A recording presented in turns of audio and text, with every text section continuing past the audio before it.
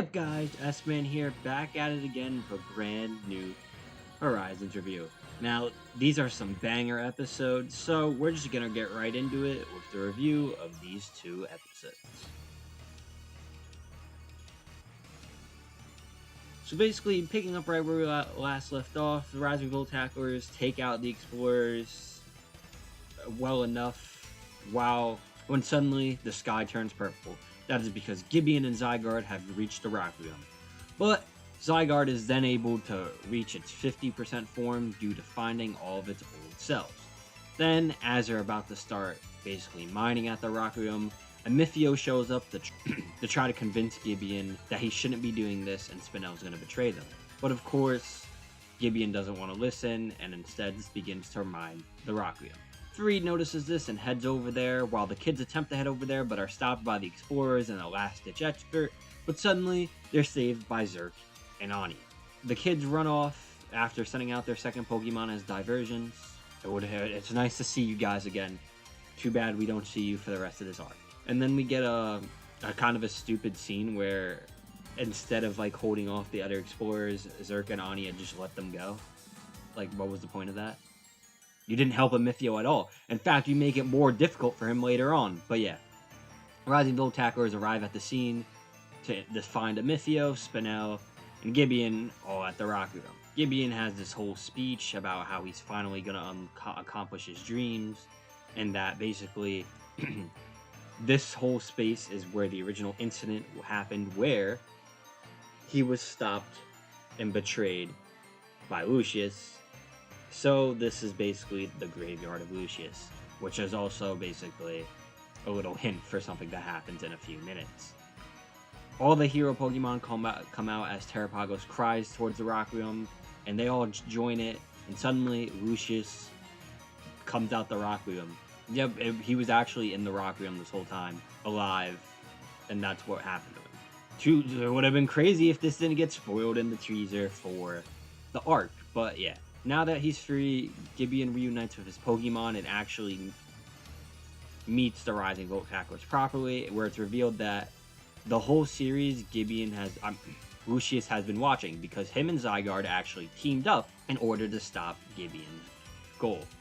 Basically, Zygarde reached out to Lucius using its cells to basically set up like this whole plan, where Rayquaza will be set free, and basically find the people worthy of being Lucius's successor and reunite the hero Pokemon in order to destroy the Rock Realm once and for all. Because although sealing it was a good solution for the time being, it's not a permanent solution, and it could always be free and used later like the Explorers wanted to do. But yeah, that's when it's revealed that Lucius had been watching the Rising Volt Tacklers journeys all along, and that basically he's proud of them, and even says, again, repeating something from last week's, or 2 weeks ago, I think, that the Rising Volt Tacklers, their whole journey they weren't like forced into it.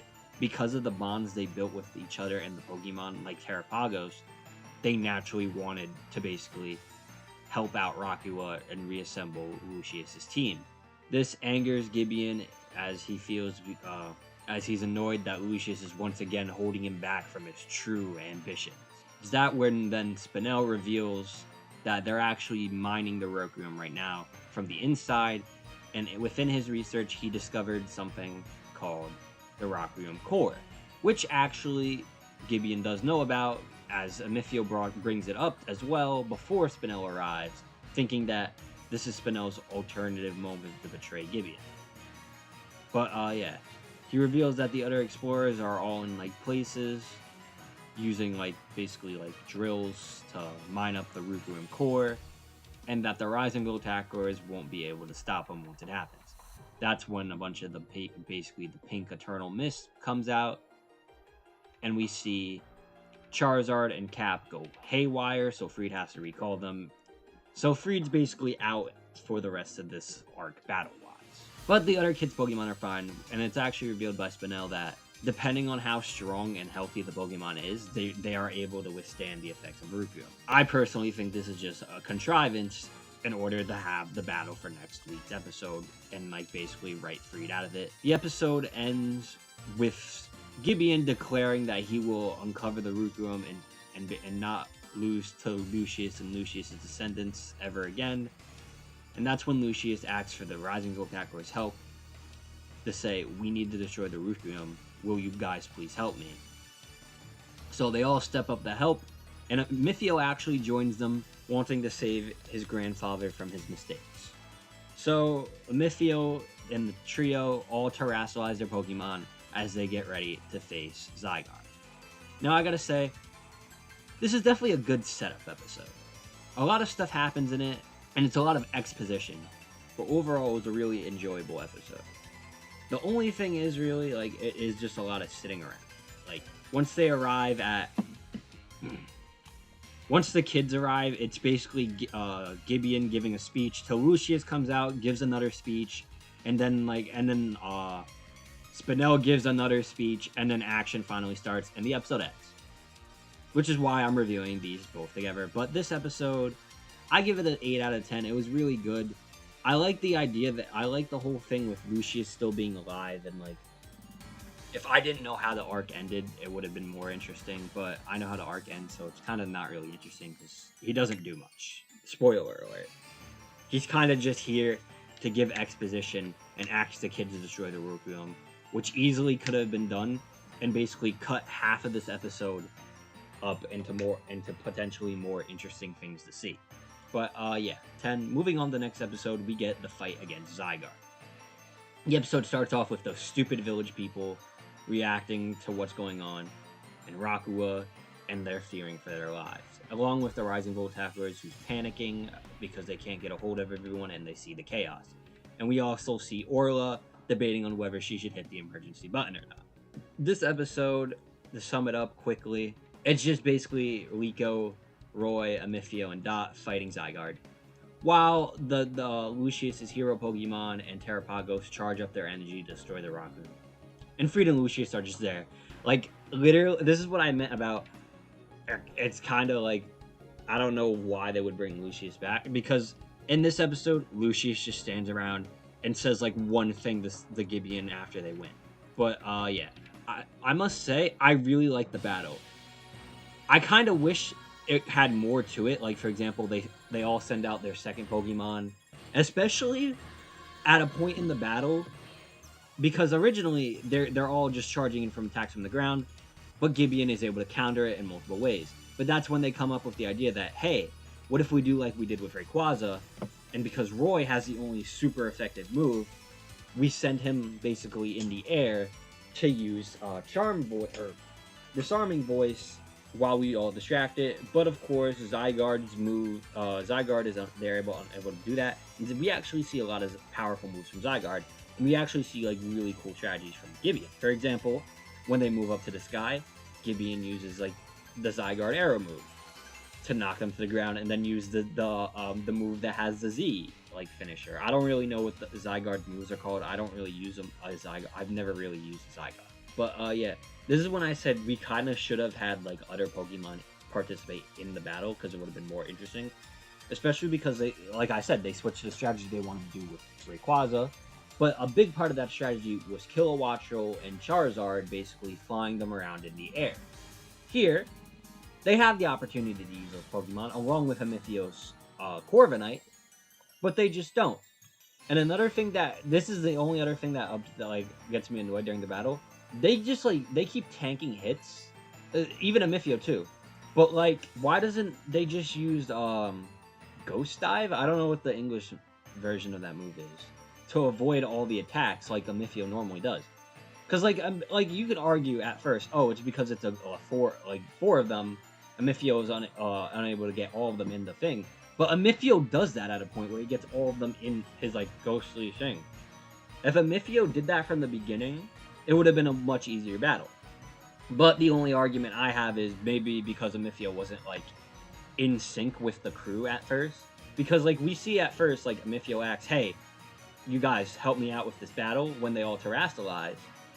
But then after they all unleash their first attack and fail, they all kind of just start doing their own thing. with the kids obviously supporting each other while Amphio is just like running around. But after Liko saves Amphio, they all realize they need to work together better, basically, and they start basically coming up with different strategies. They go from the air, the sky, to basically 2 distract while 2 attack, but it all tends to fail. But they do get a couple hits every once in a while. And one of my favorite parts of the battle is when the kids start to get the upper hand, just for Zygarde to dissolve into all of its cells, attack, and reforge. That was a really cool scene. And I feel like every person in this battle was actually useful. Roy was the one hitting it with the power moves. Liko was the leader. Amphio was basically Liko's support, while Dot was strategist here. And they all played their roles pretty well. But eventually, Zygarde gets the upper hand and takes them all out of their Terra, and unleashes a final attack to take out the Pokemon, the Rising Voltacors, and the Hero Pokemon. But, of course, Floragato gets up and starts and uses Magical Leaf to hold back the attack. With everybody relying on her, Liko rushes in to stand by her partner's side and declare that together they will push through this, protecting everyone and protecting all the hero Pokemon. That's when Floragato evolves into Meowscarada. And it basically cuts to everyone's reaction one-on-one going, she evolved. Like, I saw this was getting memed the hell out of on Twitter. It was actually, like, so funny. Everybody was like, oh, Cameron's secret weapon part 2. But, yeah.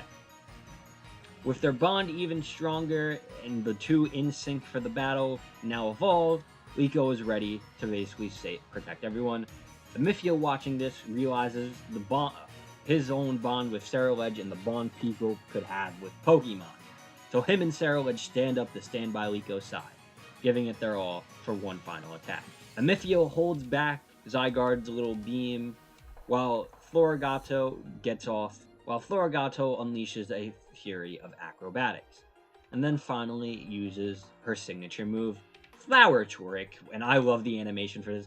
This is one of my favorite moves in the game, just the whole style of like the spotlight on Floragato for it to pose and do the snaps as the flower falls down and blows up on its opponent. I always really loved that move. And basically, that's the move to finish off Zygarde. Well, not really. Zygarde's still up, but it's the move to basically declare Liko as the victor. And declare that the Rising Voltacors are the ones who will save Rockrull. As Lucius says himself. But after that, Zygarde basically dissolves and turns into all of its cells and scatters away, causing Gibbeon to basically freak out, annoyed that his plans are thwarted once again by Lucius and Lucius's bloodline, the cursed bloodline. That's when Lucius and Gibbeon have this whole talk about the bonds between people and Pokemon, with Amphio even joining him, saying that the only reason him and Ceruledge was able to stand up again is because their bond was so strong, and that it should be clear to Gibbeon that Zygarde's intent was always to protect Gibbeon, and he doesn't want Gibbeon messing with this dangerous Rockrull that's just going to destroy the environment and potentially the world. So, with that, Gibbeon is defeated and stares at Zygarde's Pokeball reflected. But Spinel is not down yet and still has continued the mining the Rockrull. But, of course, they were able to stall enough time for Terrapagos to fully charge up and enter the Stellar Terror type form, along with all the other hero Pokemon powered up to take down the Rockrull. And that's how the episode ends. I gotta say, I love this episode. Like I said, my only really complaints were the other Pokemon weren't used, which is just a normal complaint at this point. But, yeah. Love the Amphio's role in it. Didn't really feel... Compared to how I feel about Lucius's role in this arc, Amphio, especially in this episode, proved that he needed to be here. Because at first, last week's episode, Amphio just shows up and does nothing. But Amphio being, like, a major support for Liko, I love it, and I love the whole bond / like rivalry / like respect Amphio and Liko have for one another, and I kind of wish we saw this more.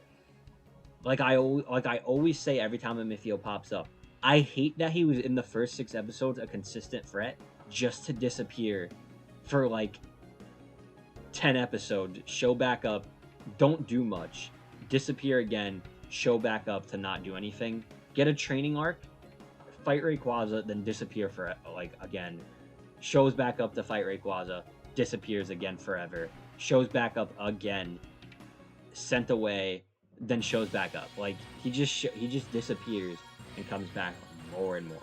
But yeah, overall, I'll give this episode a 10 out of 10. I loved it. I loved the evolution, and I'm happy we finally got Meowscarada in the anime.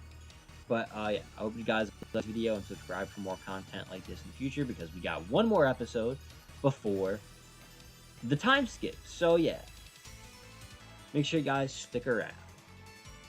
S-Man signing off.